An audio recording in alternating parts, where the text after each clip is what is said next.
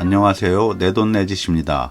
오늘은 창문과 태양의 직사광선에 대해 이야기하려고 합니다. 집짓기 환경의 다름으로 인해 아파트와 단독주택은 같은 집이지만 전혀 다른 장르라고 생각합니다. 그런데 대부분의 건축주는 거의 평생을 아파트에서 살다가 단독주택을 짓습니다. 그래서 아파트와 단독주택의 집짓기 환경이 무엇이 어떻게 다른지 알 수가 없습니다. 단독주택은 주변 환경도 다르고 거주자의 생활도 다릅니다. 집과 마당에서 할 일도 많고 외부에서 많은 시간을 보냅니다.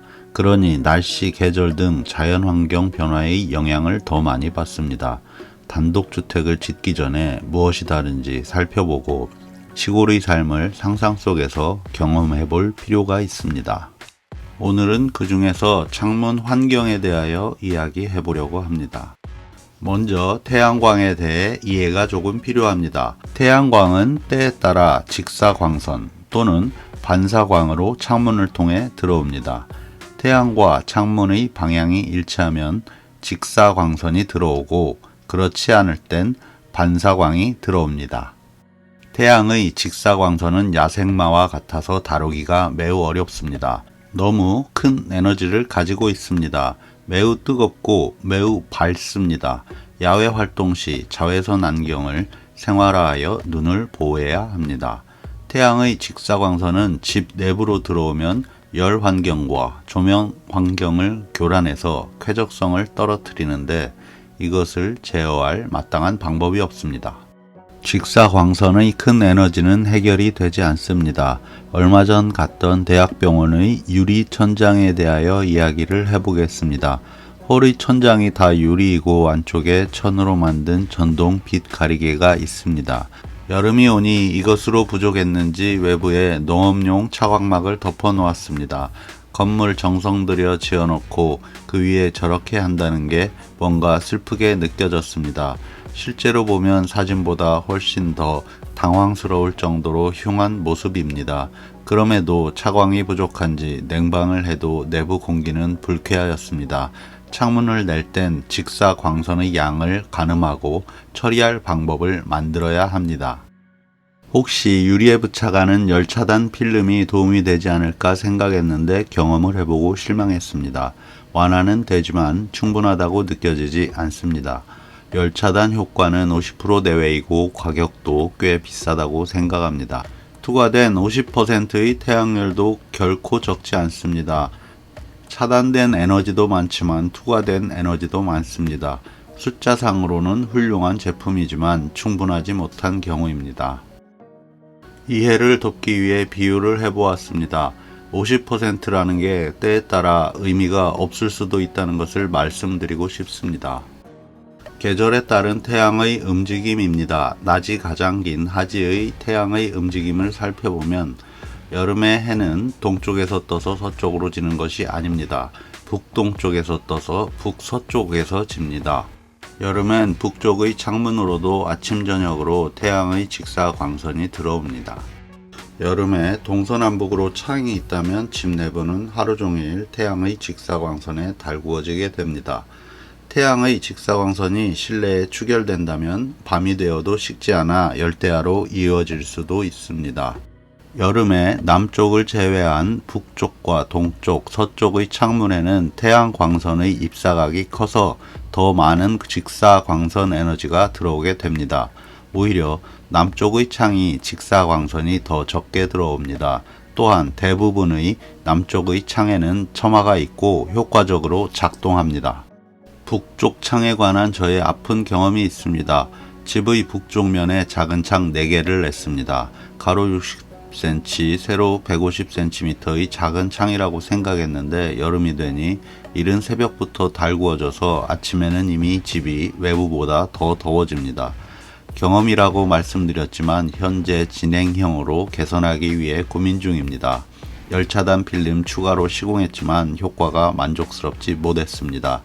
외부에 차광층을 만들려고 하는데 아직 제품의 선택지가 매우 좁아서 마음에 드는 것을 찾지 못했습니다. 손재주가 모자라서 작고 세밀한 것은 잘 만들지 못해서 직접 만드는 것은 내키지가 않습니다. 방법을 찾아내면 그때 다시 말씀드리겠습니다. 지금까지 직사광선의 무서움에 대하여 이야기했습니다. 다음으로는 아파트와 단독주택의 창문 환경이 어떻게 다른지 이야기해 보겠습니다.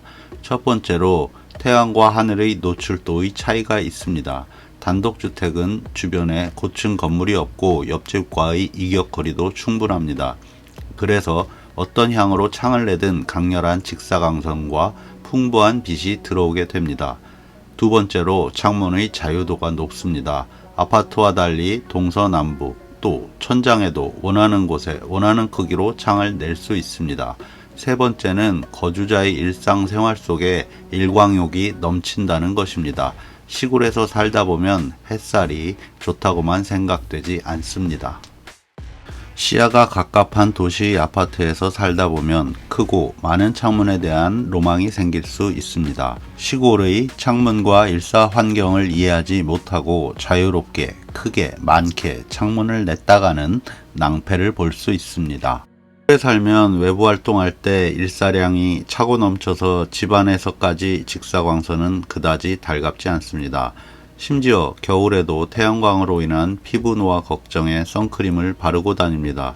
그래도 피부가 자외선에 그을리게 됩니다. 그럼에도 왜 우리는 창문을 다다익선이라고 생각할까요? 빛은 풍요로움, 행복, 희망, 긍정 등 모든 좋은 것들을 암시합니다. 어떤 불편이 있더라도 창문을 많이 내고 싶은 것은 당연하다고 생각합니다. 기억하여야 할 것은 우리는 직사광선의 뜨거움과 반사광의 밝음이 다름을 알고 이용하여야 한다는 것입니다. 건축가 나카무라 요시우미는 그의 저서 집을 생각한다에서 창에 관한 이야기를 하였습니다. 건축가가 큰 창에 반대적인 입장을 이렇게 구체적으로 책에 적는 것을 본 기억이 없습니다. 제가 한번 읽어보겠습니다. 창의 개념 역시 마찬가지입니다. 커다란 창호를 많이 낼수록 밝은 실내라는 잘못된 생각이 만연해 있습니다. 창의 위치와 크기를 결정하는 데 있어서 제일 중요한 것은 그것을 설치할 벽과의 균형입니다. 설계를 의뢰하러 온 고객들에게도 벽이 있어야 비로소 창이 존재한다는 사실을 끈기 있게 설명해야 하는 경우가 많습니다. 여기까지입니다. 창문 안 냈다가 죽을 뻔한 이야기. 밝음에 대한 문제 때문에 창문을 안 내는 것은 생각보다 용기가 필요한 일입니다. 그래서 저희 경험을 이야기해 보겠습니다. 첫 번째 내돈내짓의 평면입니다. 오른쪽 위에 소파가 있는 거실에 창문이 없습니다. 평면을 확대해 보면 디귿자 모양으로 막혀 있습니다. 초기 계획에는 위쪽에 창문이 있었는데 과감하게 삭제했습니다. 갤러리 같은 벽을 가지고 싶었고 TV 보는데 창문으로 햇빛이 들어오면 좋지가 않을 것 같아서입니다. 내부 투시도입니다. 뒤에 에펠탑 액자 자리가 창문이 삭제된 자리입니다. 의자 밑에는 강아지가 누워서 자고 있습니다. 그래서 공사를 진행하던 중 뼈대를 세우고 판넬을 덮으니 예상보다 너무 껌껌했습니다. 그때 느낌은 사진보다 더 어두웠던 것 같습니다. 누군가 이야기했습니다. 너무 어두운 것 같다고.